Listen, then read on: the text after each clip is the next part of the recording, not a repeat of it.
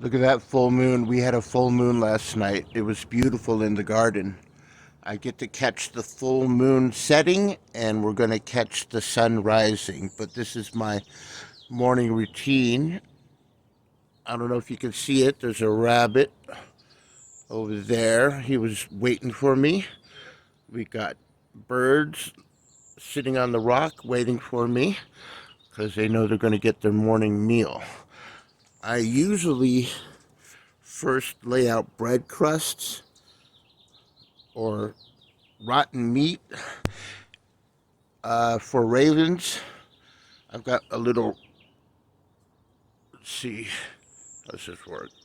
There's a little bowl there that I put food scraps in, and then sometimes I lay out bread crusts or stale bread all along the railing of that deck, and the ravens come and they enjoy. But if I lay out seeds at the same time I lay out all that stuff, the ravens, the greedy little bastards, will come and eat up all the bread crusts, and then they'll come invade this area and start eating at the corn kernels and the sunflower seeds.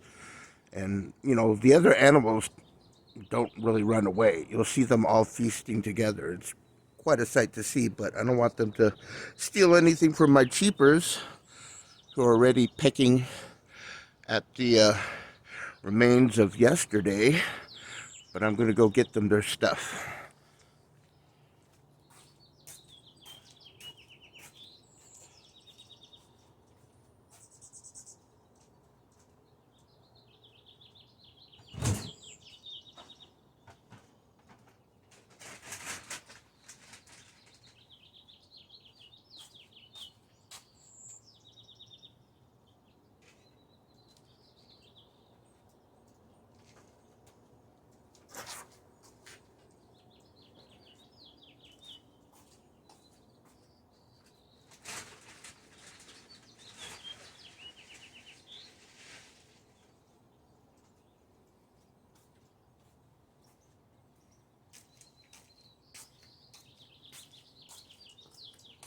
I think they know the routine by now.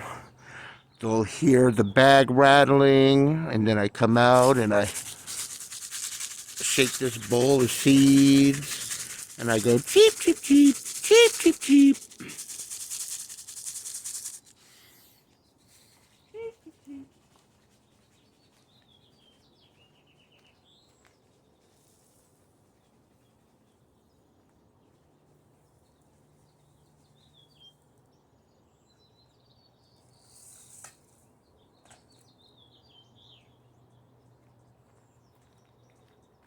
Look, I'm on camera. First time ever. At least in 10, 20 years.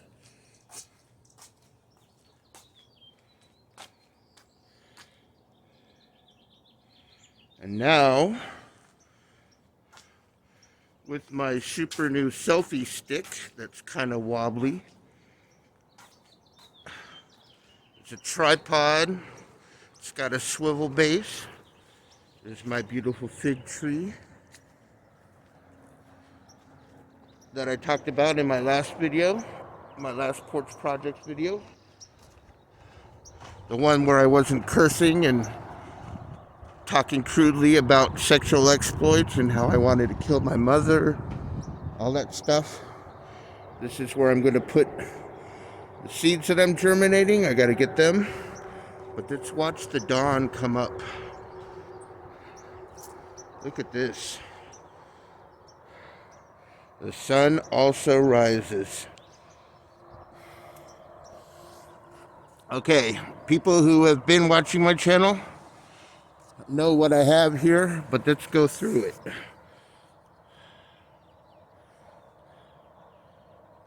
Half dead, dying apple tree, completely overwatered. This whole garden was just run wild and nobody was taking care of it. Supposedly had a Jehovah Witness maintenance guy that was supposed to tend to everything, but it had year-round. The sprinklers were on year-round. There were holes in the sprinkler. My mom was getting a $300 water bill every month that she just paid. Didn't even think about it. After I fixed the holes, and adjusted the sprinkler timer schedule. We're back down to a modest $80 a month, which is going to be higher since we have an impending drought here in California, supposedly. But, okay, dying apple tree. I couldn't say that. I'm just waiting for it to die. It's a trellis now for dragon fruit cactus. Guava tree. Okay, I'm putting out the ones that are mature. They were here when my dad first moved in. He was one of the first 4 people in this gated community, so we got to pick the best. The first 4 people here picked all the best lots with the view and living above everybody else. But these trees were basically put in here by my father. Somebody else put them in. He's not a super gardener, but, I call them my father's trees. I don't think he really spent a lot of time gardening out here, but he spent time enjoying himself out here. So, we've got the guava tree. Next to it is a persimmon tree. Next to it is a mound, which probably used to be a tree. I actually tried to grow a tree there, which died. It's got poor drainage, so I don't know what tree was there before, because there are areas that used to have fruit trees that no longer have it. Pomegranate tree or bush in the corner. The 2 citrus trees, grapefruit and orange. And I put in an avocado, a mango, a pear tree, 3 different varieties of plums and pluots. And then I've got areas where I'm growing a nice group of weed. And my vegetable patch in the corner. So this is... I don't need to wear this silly mask anymore. Sorry for being muffled. But let's watch the sun rise while I gather my thoughts. So I woke up today. I look at the clock. It was 5:55 in the morning. Yesterday, I took a nap around lunchtime. When I woke up, it was 1:11. I actually mentioned it to my mom. I said, "Mom, what time is it?" She looked at her cell phone. She's like, "Ooh, it's all ones, 111." And I said, "I just woke up right now. I just want to let you know that I get those numbers all the time. When I wake up, I'll look at the clock. It'll be those numbers. If I go out for a smoke and I go back in and I pass the clock that's stuck up on the kitchen sill window outside, I'll see those numbers." So I hit 111. I hit 222 in the morning earlier because I sleep in either 1 to 3 hour stints. That's the most I can actually keep asleep. So I hit 111, 222, woke up this morning, it was 5:55. Now, a rational, sane person would think, well, you're always looking at clocks or you got nothing better to do. So, and half of the day being the digits 1 through 5, there's a good chance that just on a daily basis, the amount of times that you walk around, go outside, come back in, you'll hit those numbers, and you just pay attention to them more because they're all the same number. Whatever, man. I'm just letting you guys know that I get those numbers all the time now. It started happening more once I was taking my medicinal olive oil. So then that's another thing. Oh, well, you're high and stoned all the time. You must think something's going on. I don't know, but I just want to say that ever since I was a little child, I said this in the last video, I've always felt protected for some reason. Like, I was always very optimistic about things. I always felt no fear about things because I always thought that I was being taken care of. Something was kind of looking after me. And it had nothing to do with my mom's religion, which is Jehovah's Witnesses, in which I was attending from a young child, and I would raise my hand and answer questions. It had nothing to do with their teachings and beliefs. It's just something that I developed on my own.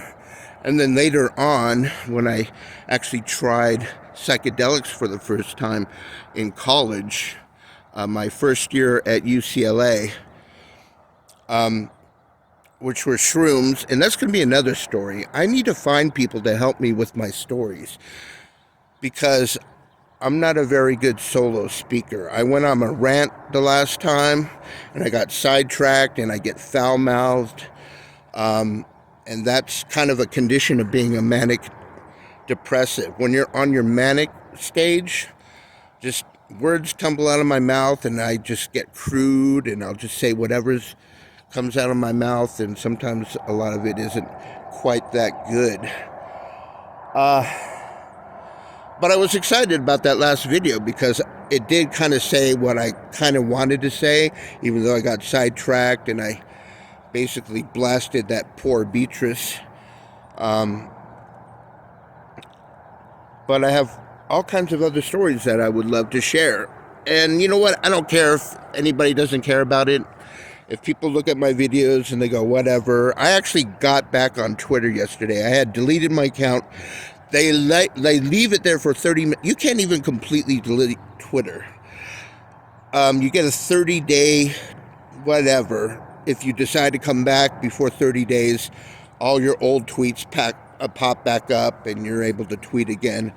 And all my old nasty tweets came back in about how I started to hate white people because of all the QAnon shit and looking at the Trump people. Man, I'm sorry, man, but fucking religious Christian hicks drive me fucking crazy. And I never really felt that way. I mean, I've always kind of like sneered at them, but I never truly had this distrust of white people until like Trump became president.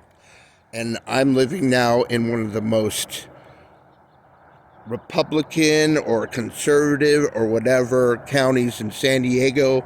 San Diego, they're always joking, the last white hope.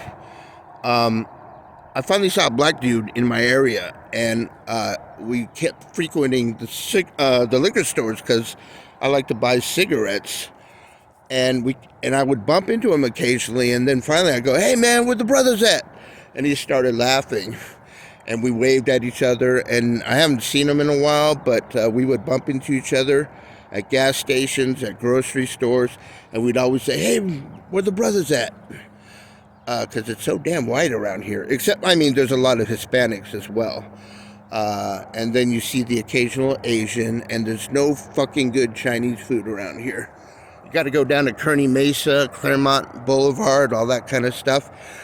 I ride a motorcycle these days. In my condition, me riding on the freeway, going down to Claremont Mesa all the time to get good Chinese food, that's just not going to work. I use my motorcycle. I love riding my motorcycle. I use it locally just to pick up cigarettes, grab some Dr. Pepper, grab some fast food, grab some crappy Chinese food from the crappy Chinese restaurants around here, which are like those buffet style, all you can eat, walk in, you get a plate for like $6. Well, now everything's gone up, $10. Can you imagine McDonald's breakfast costs like $11, $12 now? What happened to the times when you just go in and pay $5 and you get yourself some fast food? It's like you go in and you spend like $12 to $15 on fast food now. It's ridiculous. Losing my train of thought again. But I was excited about that recording, and I actually got back on Twitter. All my old tweets came back up. My misogynist tweets, my Christianity hate, my religion hate tweets, all the things that I hate about myself. And I don't really use Twitter. Every once in a while, I mean, I joined in 2008, and I barely have like 20 tweets, you know what I mean? But every once in a while, I get so angry, and I want to vent, and I want to let my stupid opinions known to, and they don't go anywhere. I don't have any followers. I don't play the Twitter game, you know. I just put my tweets out in the universe, and if they catch, they catch.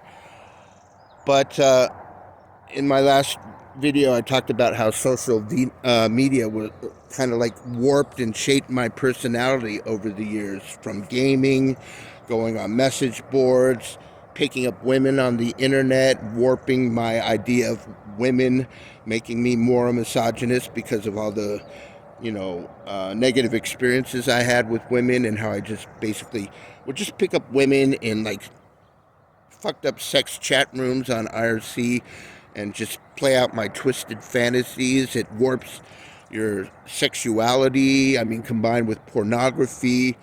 And that's another episode where I get into like pornography and sex addiction and basically how it basically warps how you function as a sexual being. But I sent that tweet out. I sent it to my hero, Norm Macdonald. Him and Patrice O'Neill, I fucking love those guys. They just make me smile. They make me laugh all the time. They share my similar views. They're kind of misogynistic. Norm will never admit to it these days. But, you know, if Norm wants to argue with me, I'll show him like 10 hours of shit he said that could be, you know, quote, seemed as misogynistic. But whatever. I mean, I think we have the same sensibilities as far as how we view women and their actual, I mean, what we feel a woman's role should be. And that's already going to trigger people.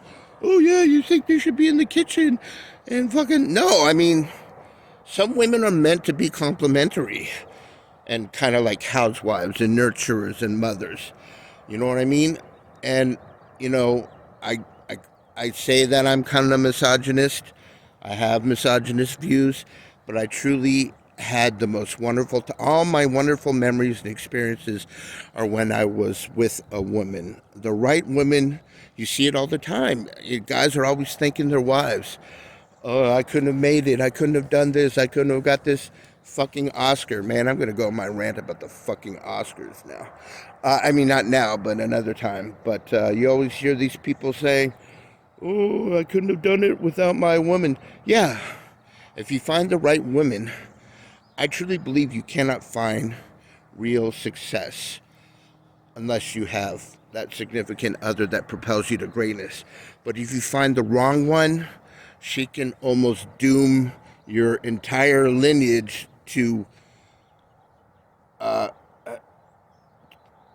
be gone, non-existence. And that's where my mom comes in. I mean, I don't want to keep going. I hope I don't have a series of videos where I'm complaining about my mom. I just want to set the record straight and tell you just how bad the relationship between me and my mom is. And the fact that I'm taking care of her now, and I'm cooking for her, and I'm making her bed, and I'm looking after her, you know, that's quite a thing, because I haven't gotten along with my mom since I was little, okay? So I mentioned that when I was 6, she fucking told me that Satan was trying to possess me. There I go, I cursed. I'm just going to curse. If you watch these videos, I don't want to put the age restriction on it, because I want more people to be able to see these videos, but I'm going to curse. And if YouTube flags me or whatever, I mean, I think they'll just correct it and put the age restriction back on. But I'm trying to be clean, but I just curse like I breathe. Fuck, blah, blah, blah, blah, blah. You're going to hear it, okay? So, she fucking tried to tell me Satan was trying to possess me, okay? My childhood was like the Spanish Inquisition.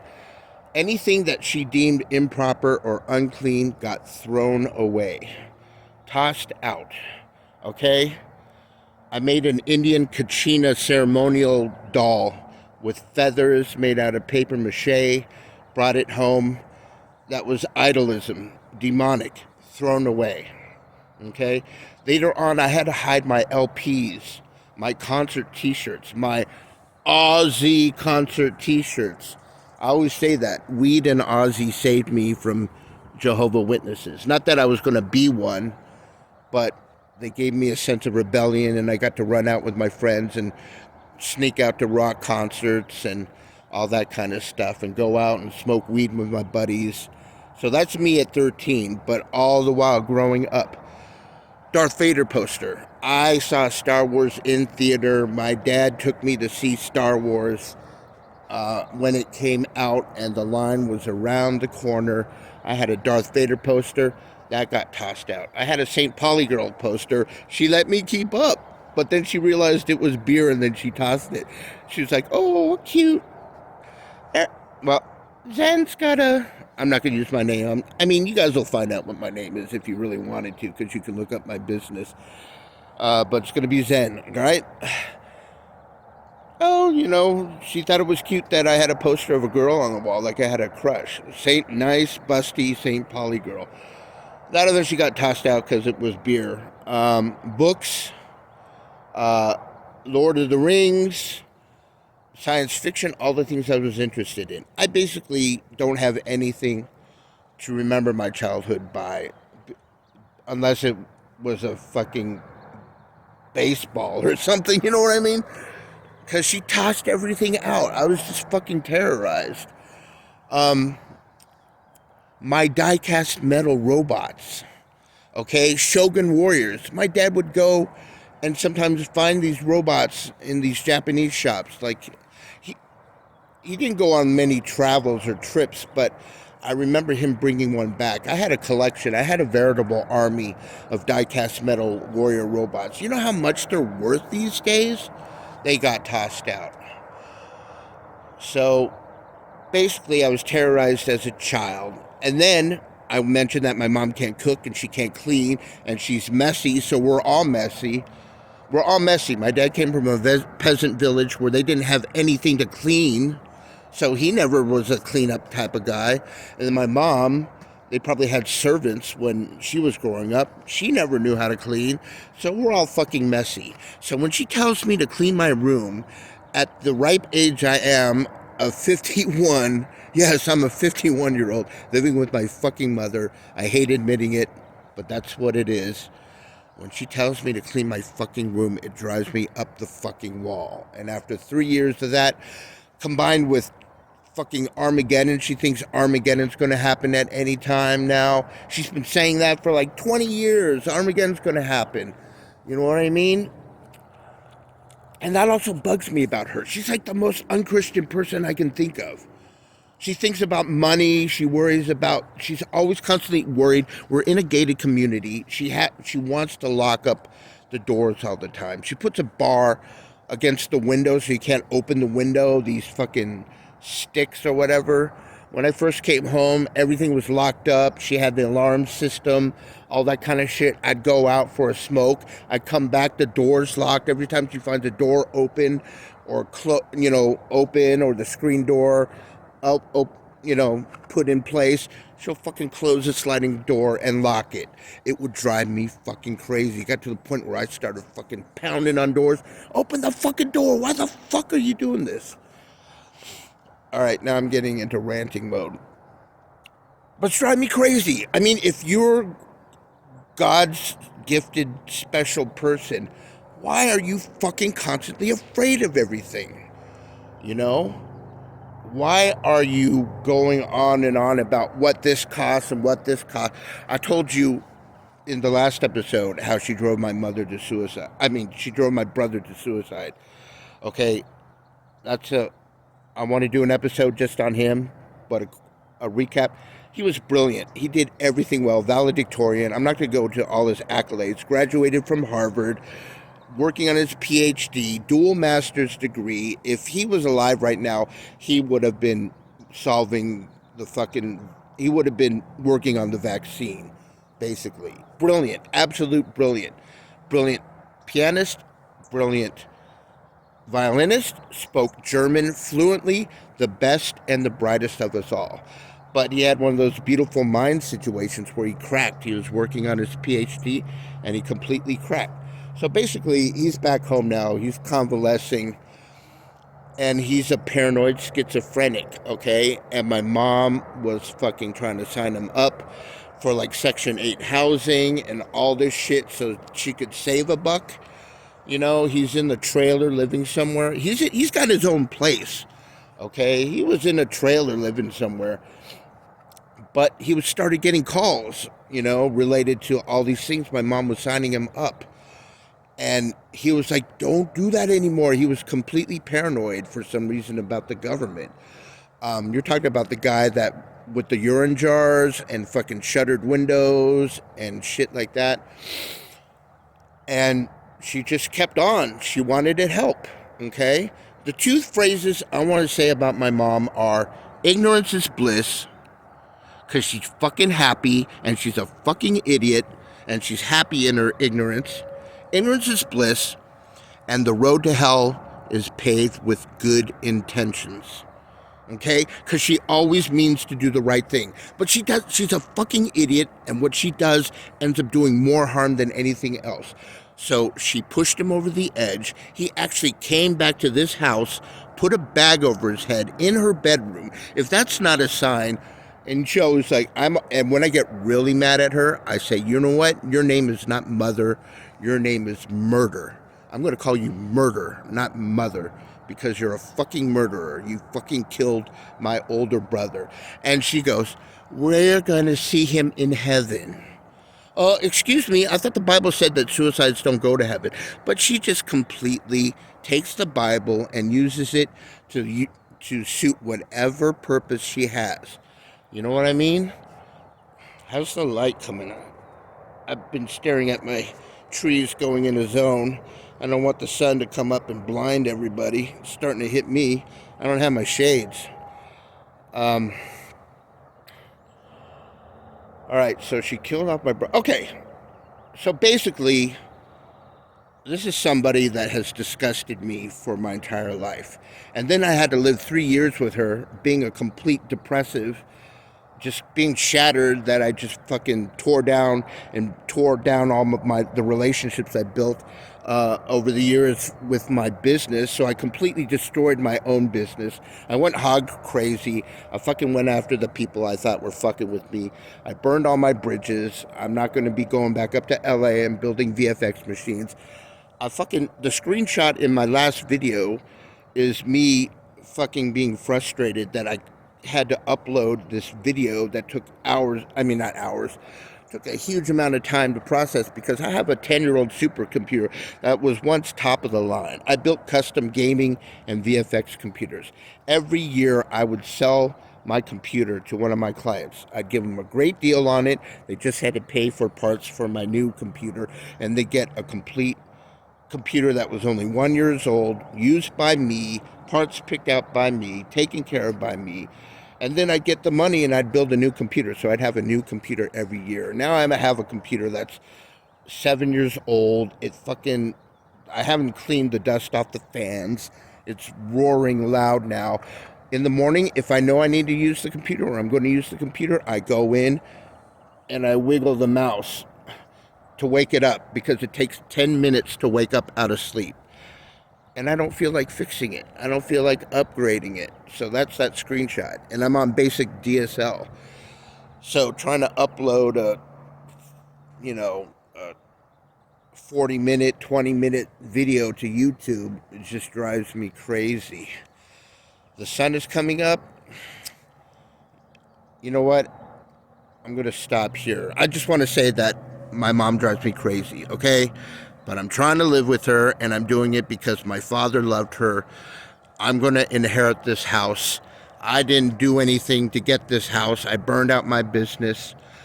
But when I come out here, and that whole talk about spirituality and how I believe I'm protected, and I'm seeing those numbers all the time, I don't know what's out there. But I'm not going to prescribe to force my beliefs on anybody else. I'm not going to say you have to call them Jehovah and you have to fucking throw your Kachina dolls away. But I come out here, I look at the trees, and sometimes I say out loud, I say, thank you, Dad. Thank you, Dad. Because if he's a spirit floating around, then I want him to know. And one of the things I'm feel so good about is before he passed, he got to know, because every time I would come down here when he was in his 80s and he'd be sitting out, I would cook him up some great food. He loved beer. Towards his later part of his years, he was a diabetic and he couldn't drink beer anymore. But I was always, he would love Budweiser, but I would bring him a nice imported beer, that he would think was super fancy, like a Sierra Nevada, or whatever, St. Patrick Boston Lager. And I would always make sure to tell him I love him, because he was constantly worried about me. I was running around building up my business, you know what I mean? I didn't have a, quote, steady job. I wasn't married. And he was worried. And, you know, my older brother by now is mentally ill. So I guess my dad was worried about, like, are any of my children going to make it? Are they going to have children themselves? Are they going to have a family? My dad never got to experience grandchildren. I'll put a link to my Turkey and Jehovah clip. The reason why I'm so excited these days and I'm recording these videos is because my younger brother, who also has problems with, I mean, he's been, and I just found this out, he's been taking like antidepressants since high school.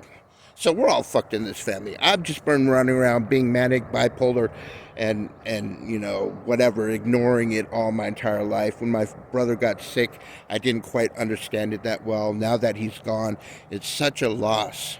Such a loss that he's gone out of this world. And that goes back to all the stories. I put this last video out on Twitter, and I sent emails to people I haven't talked to in years. Friends from college, I mean old acquaintances from college, certain customers I was really close to. Shout out to Philippe's Watches in Beverly Hills. One day I'm going to go back up to LA and I'm going to see all the old customers that I love serving. That's another story. Me running out to Beverly Hills in a $400 car, getting it valet parked so I can go service Philippe's Watches.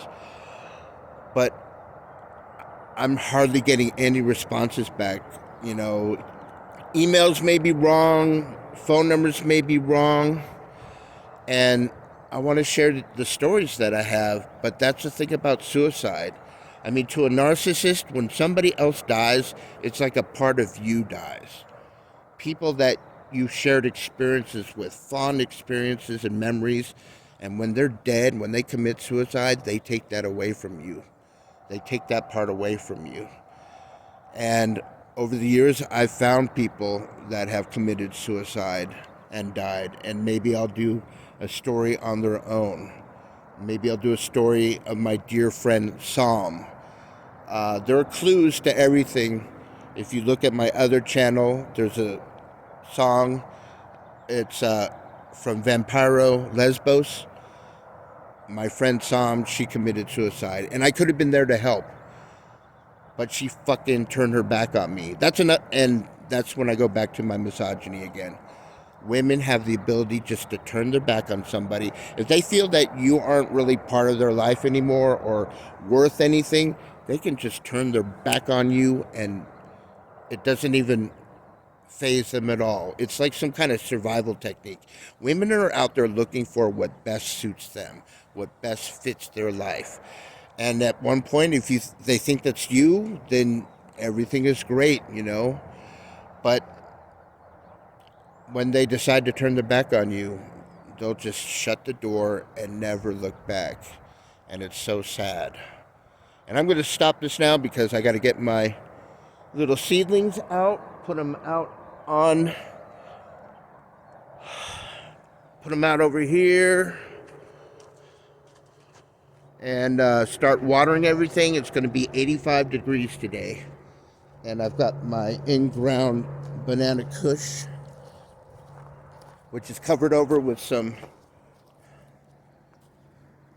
earthworm castings, and I shredded up a mulch of the leaves that come from these decorative bushes over here. And I'm afraid it's not enough. I'm afraid they'll dry out in the 85 degree heat. So I'm going to use the rest of my rainwater